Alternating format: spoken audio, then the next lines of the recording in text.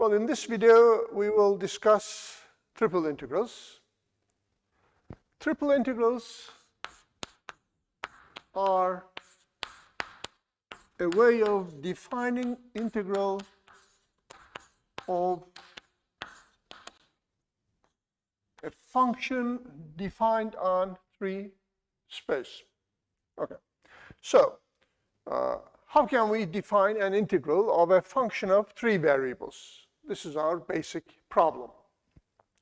First of all, let f be a function defined on R3 into R. Okay, we want to define an integral of such a function. Well, the first thing that strikes us is that we will define such an integral on a set which is a subset of R3. Okay, so an integral of f, okay, necessarily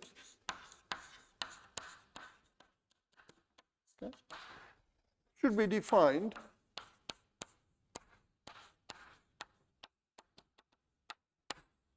on a subset of the domain, which is R3. Well, so let us imitate what we did in R2, basically, and start with not a rectangle, of course, but with a rectangular box. So let, okay, R be a rectangular box.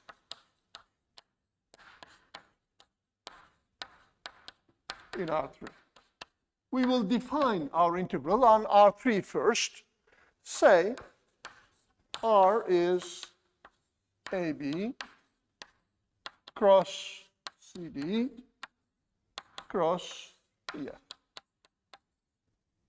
Okay, basically X changed between A and B, Y changed between C and D, and Z changed between E and F.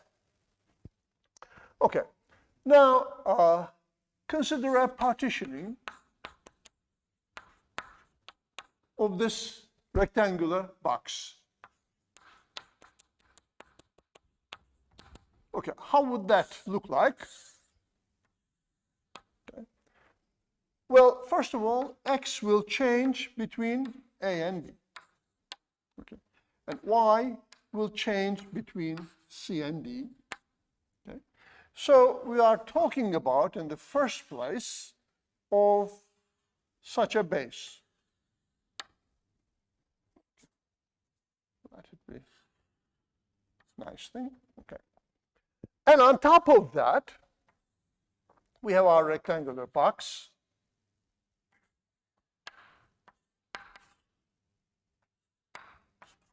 Okay. And we have the levels E and F in the Z direction. Well, let us consider this as follows. Okay, say A is x0, and we continue like that, and somewhere here we have xi minus 1 and xi. B, of course, is xi. So I have a partitioning of the interval AB in the x direction, as we did in doubles. The same thing here. So y0 is C and ym is D. So somewhere here, okay, we have yj minus 1 and yj. So far, we obtained then the following rectangle. Okay, we have this one at the bottom. Now we will consider on top of it a piece which varies in the Z direction. So we have a partitioning of the Z direction. Okay, and it starts from somewhere up to somewhere. I will not discuss everything there in detail, but just consider the let me use a different color. Consider at the top, okay,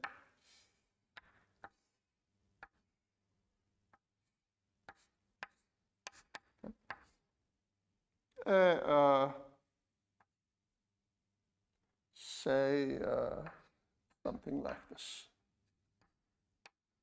Okay. So this thickness runs from z, say k minus 1 up to zk. So on top, well, it's not very parallel, so that should be more like parallel. Okay. And so on top of, this is always a little bit problematic. So on top of this base, okay, we elevate that to zk minus 1 and zk, and all this gives us, okay, a rectangle which depends on all three components, ijk. It's a rectangular box. Now, this rectangular box, okay, is a partitioning of the large rectangular box, R, okay, which lies between, okay, A, B, and so on. I did not sketch it in full to complicate the figure anymore.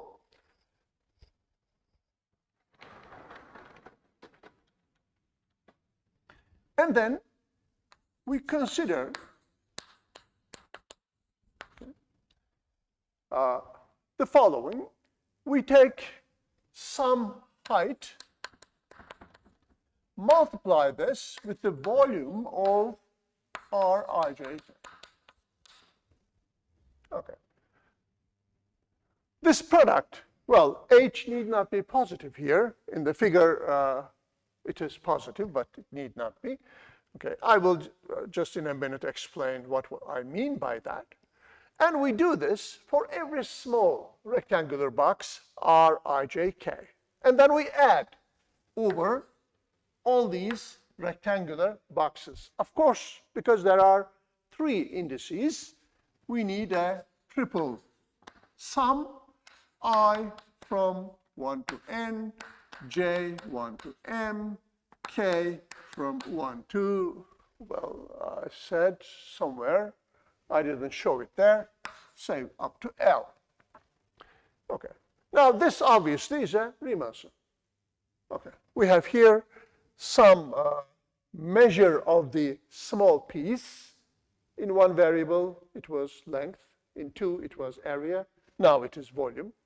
We multiply it with a height component. Now here, okay, if Hij is the maximum of f of x, y, z, where x, y, z is an element of the rectangular box, okay, then we call it UFP. P is the partition, namely the upper sum.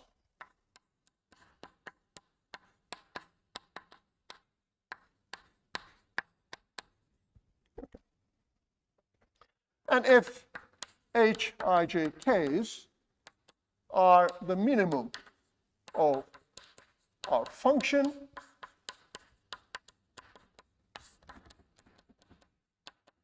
okay, on this small rectangular box, then we call it LFP, namely the lower Riemann sum. And finally, if Hij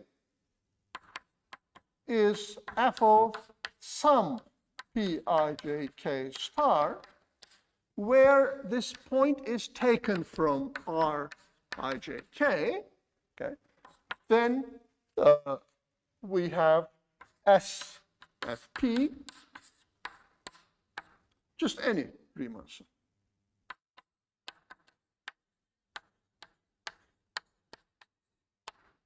Okay. We used this notation before. Okay. Well, what changed is, of course, only the partition a little bit. It has changed. And instead of these measuring the small piece, okay, we need volumes.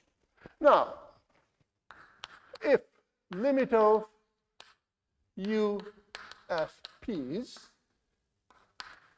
and limit of L f p's are equal, then this is called the triple integral.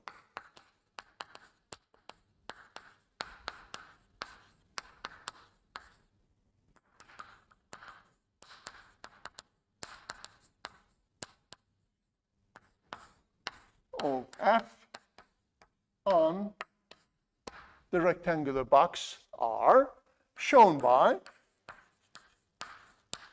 okay, because of the three sums in question, we show it by a triple integral over R of fxyz dv.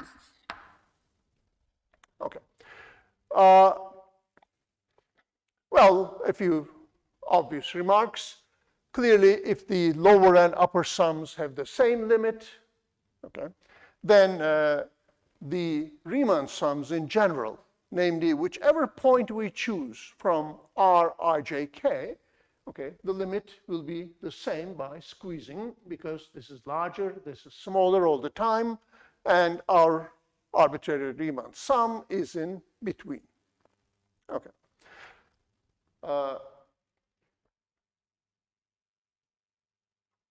Right, a formal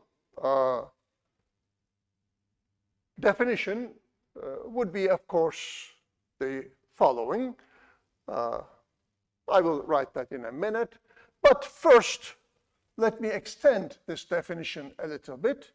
Now, as in double integrals,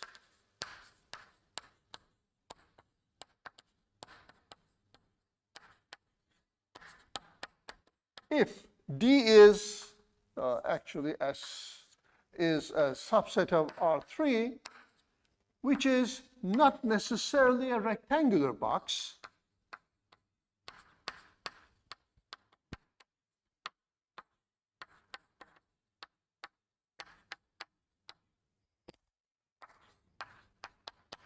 but bounded,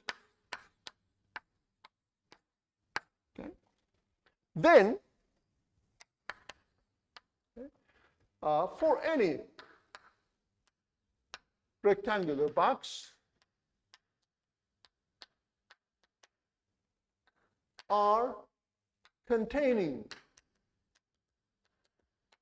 S, okay, we define integral over S of f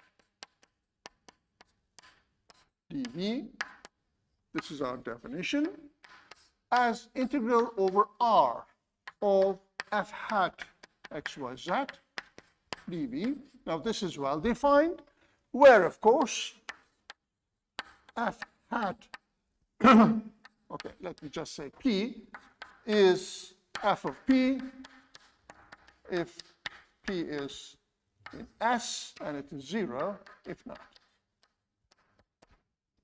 Okay. So as in the double integral case, we can generalize it to a triple integral over any subset of R3, which of course must be bounded. Okay.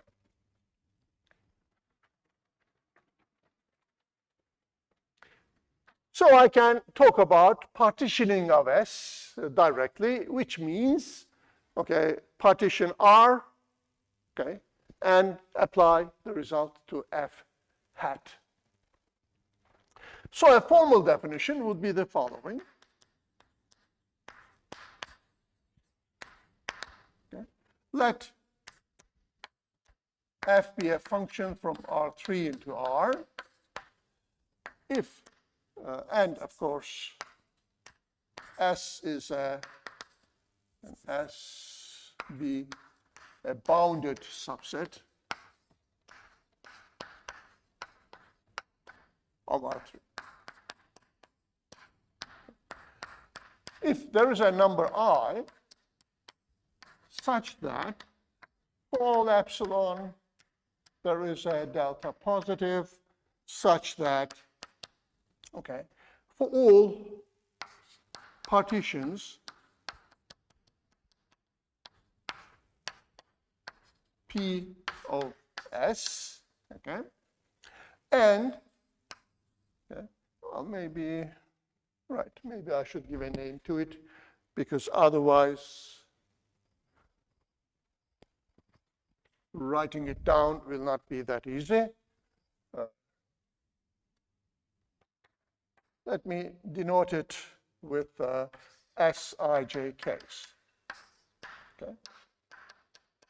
I1 to n, etc., of S. Okay. And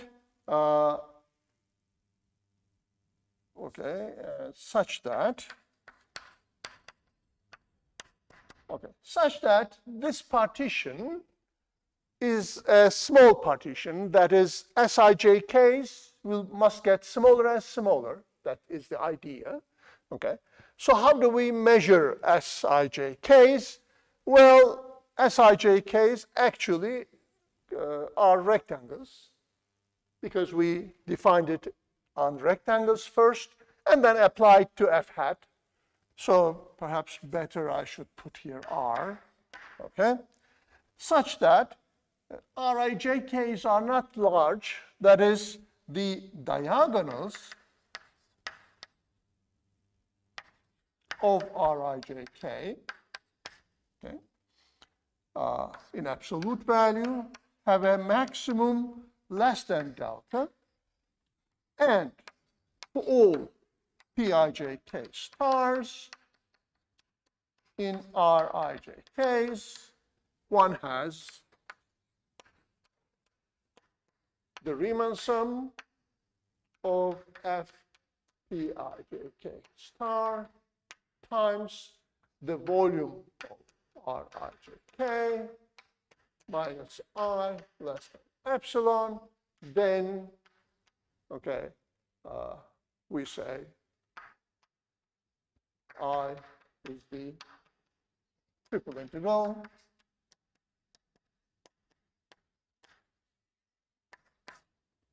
of f over R. Okay. You can, maybe I should just use R throughout. I said S. So let me this R first. Yeah. Be a rectangular box.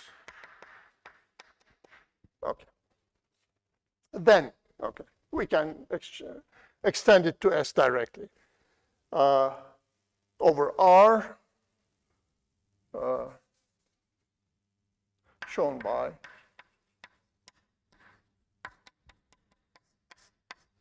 this symbol. Okay. Okay, and over S in R3, okay, we extend it as mentioned.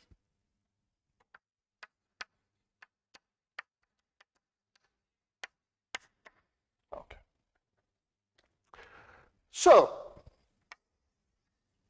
if you compare this formal definition with what we had in the double integral or the definite integral cases, it's almost exactly the same. Okay. So, for all epsilon, we find a delta, and if the partition is smaller and smaller, that is, these pieces, Rijks, get smaller and smaller, it's controlled by delta here. Okay. In the limit, then, the limit of these triple sums will be I, because we are talking about a triple integral. Okay. Now, because the definition of the triple integral is in the standard way as we defined any other Riemann integral, okay, definite or double, then we expect the properties which follow to be valid here as well. So, since triple integrals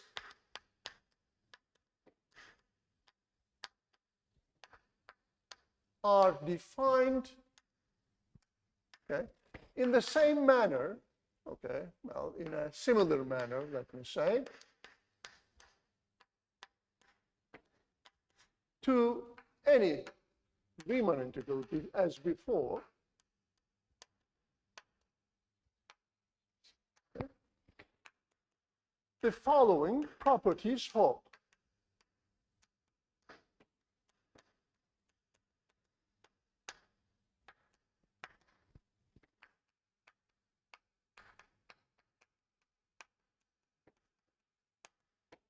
Okay, so we assume we have two functions and of three variables each, and they have triple integrals. So let triple integral over S of f, call it big F, and triple integral of G, call it big G, exist. Then, okay, if we evaluate triple integral of a multiple of f plus G,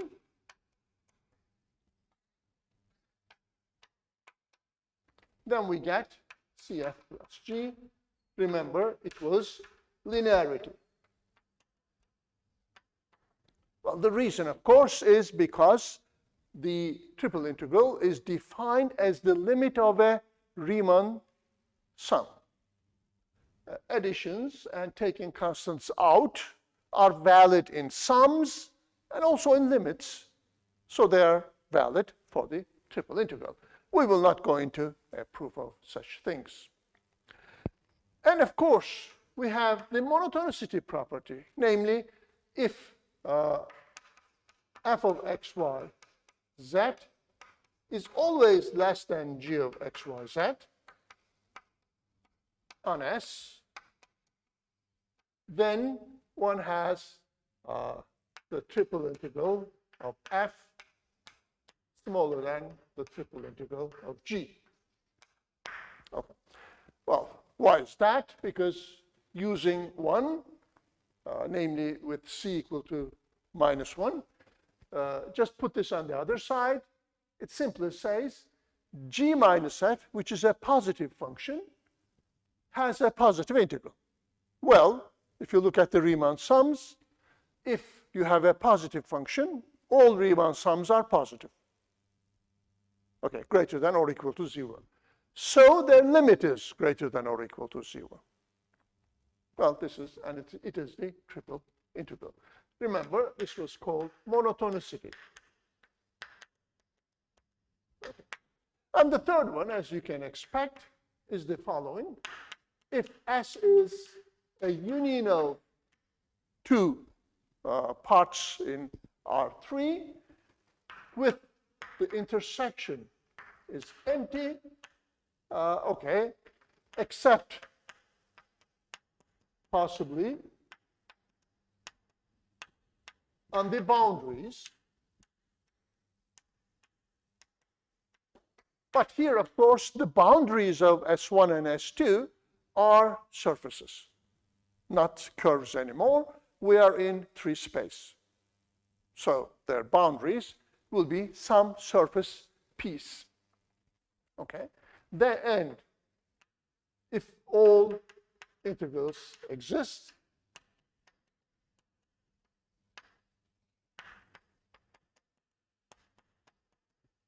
then one has the triple integral over S is the same as the sum of the triple integrals over S1 and F and S2. This was called the decomposition property. Okay. Now, these 3 properties are standard for any Riemann sum, okay?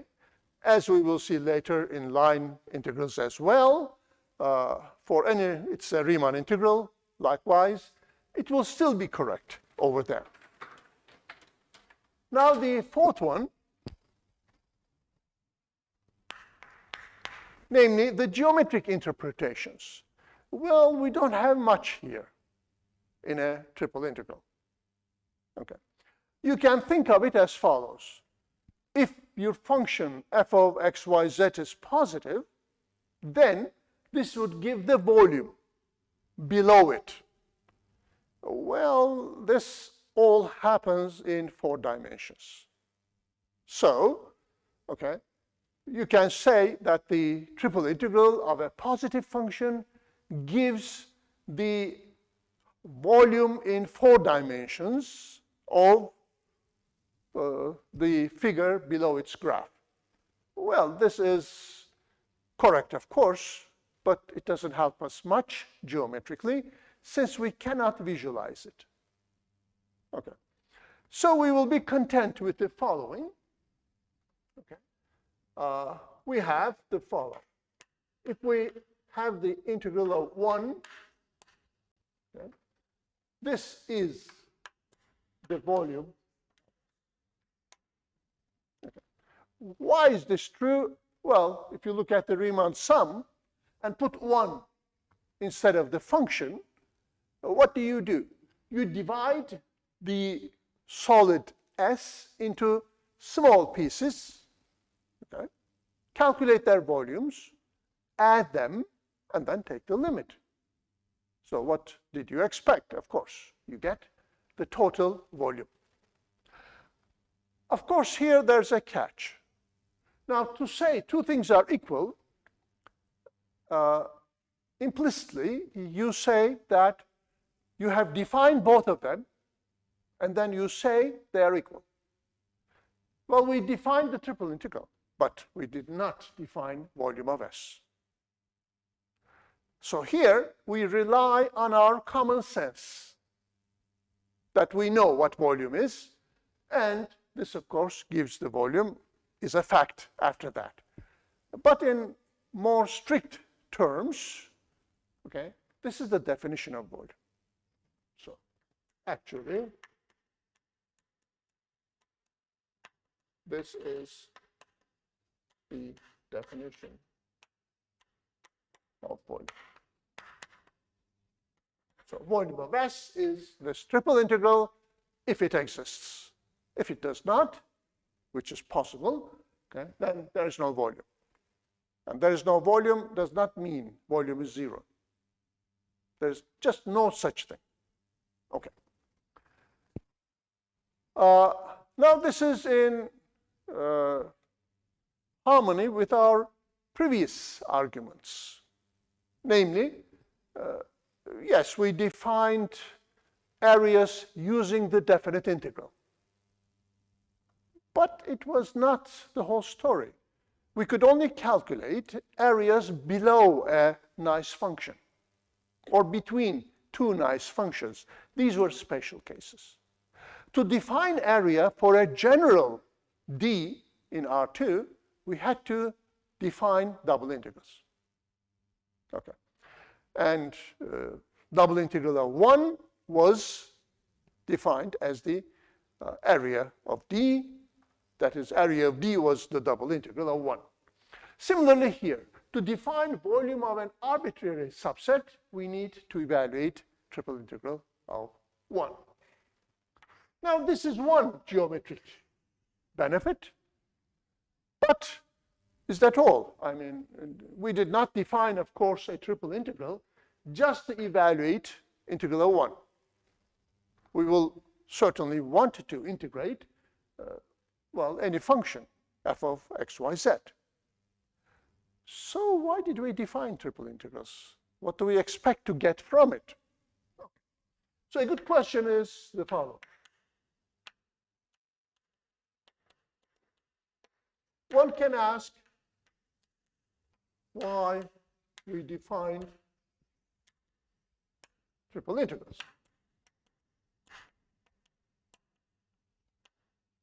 Namely, well, we define integrals of 1 variable, 2 variable, why not 3 variable?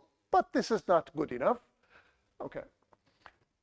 Since, okay, it does not have a clear-cut, obvious geometric interpretation. Okay.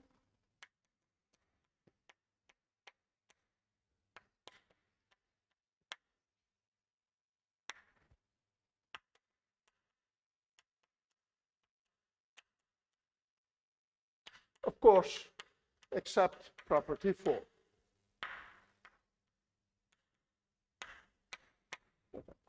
So why did we define such things? Well, one use is the following.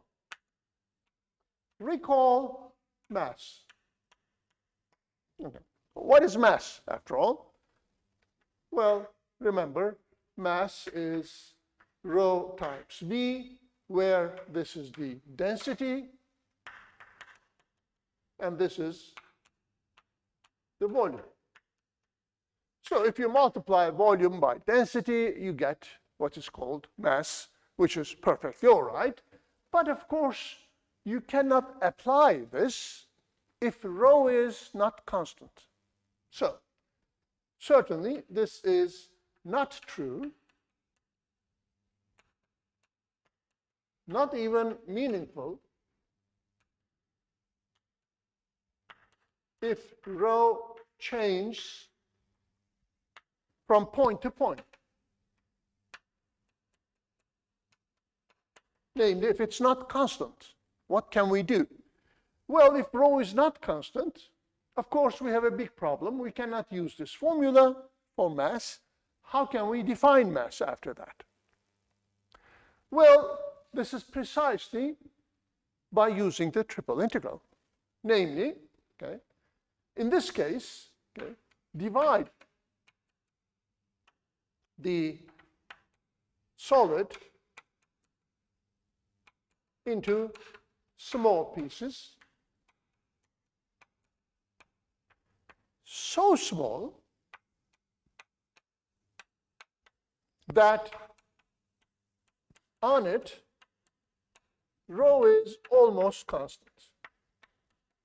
Then, okay, our mass piece is almost the same as this rho. Of course, this rho is on this small piece, so it will be delta B. So the formula will be correct because rho is almost constant. Well, if you add and take the limit, okay, so limit of the sum of rho delta V's will be just the total mass, but on the other hand, it will be the triple integral over S of rho dV.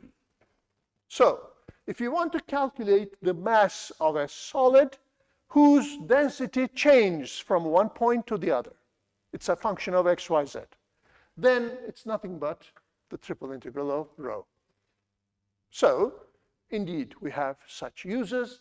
At the end of our discussions, we will have more physical examples where the triple integral is of extreme use.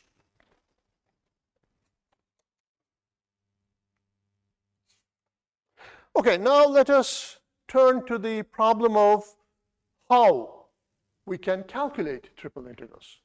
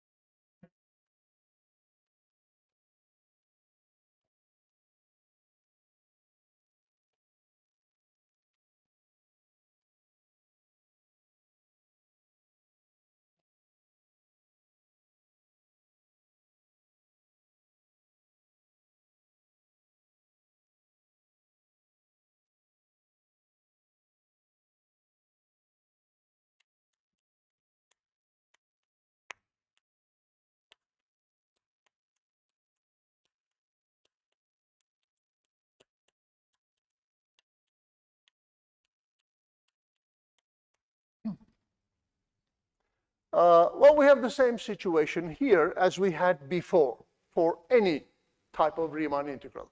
Namely, well, we just saw that triple integrals, when you put one, can be useful in calculating volumes. If you put some density in it, then you can calculate total mass using a triple integral. So they have meaning. Okay.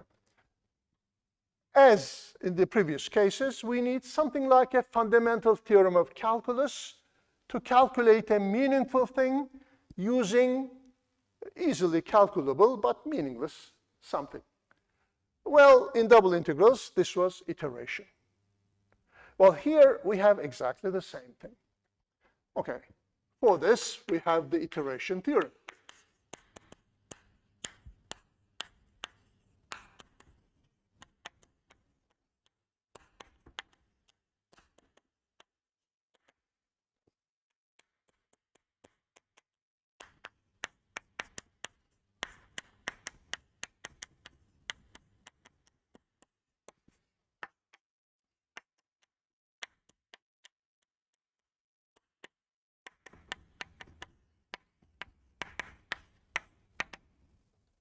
Well, this is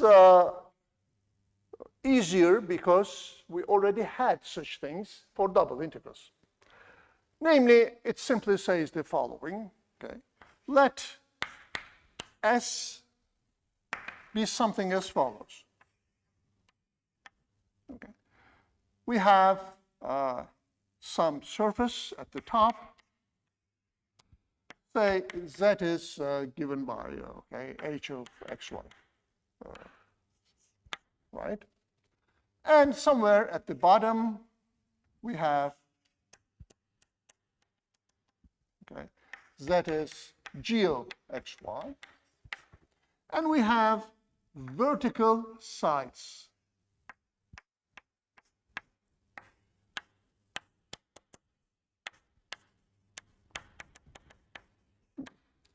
And if we project it at the bottom, we have some region D in the xy system.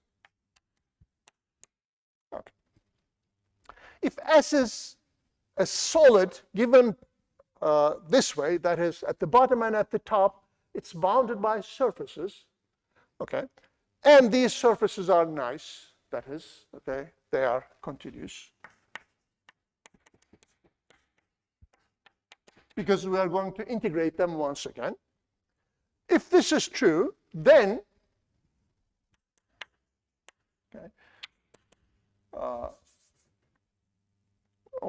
then for F such that the integral exists, one has the integral over S of f dv is actually the double integral of f x y z dz from the lower part g of xy to h of xy dn. In other words, okay, if in the z direction we have a lower and an upper surface, then we can write our triple integral as a double integral where inside we get this function. Okay, only z is the variable. Of course, again, this means in the first integral here, the others are kept constant. Only z is the variable. The others are independent, so they are kept constant. But at the end, this will be some function depending on x and y. And this is a double integral in the usual sense. Okay. Now, such regions, that is, such an S, is called a simple region.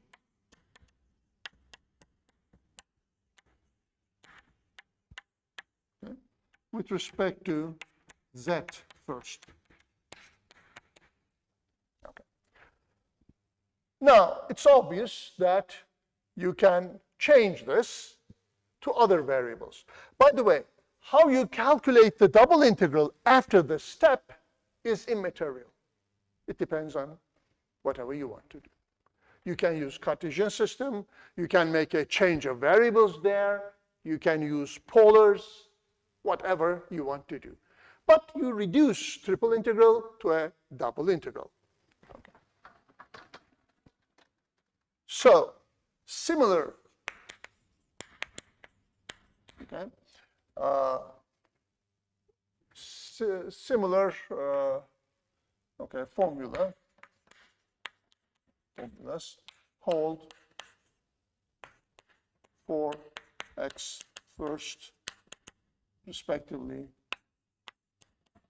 y first, simple regions.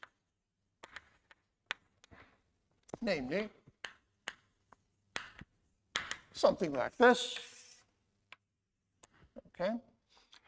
Say you have here a surface with sides vertical, and here you have another surface. Of course, the larger surface is now, because you will project this onto a D in the ZY plane. Okay, this will be x equal to h of yz, and this would be x equal to g of yz, and so integral over s f dv will be the double integral from g up to h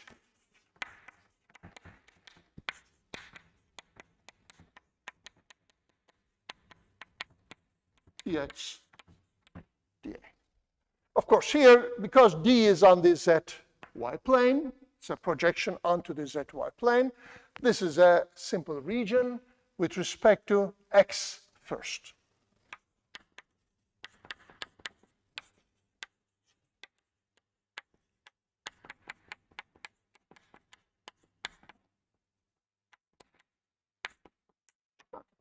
And similarly for y.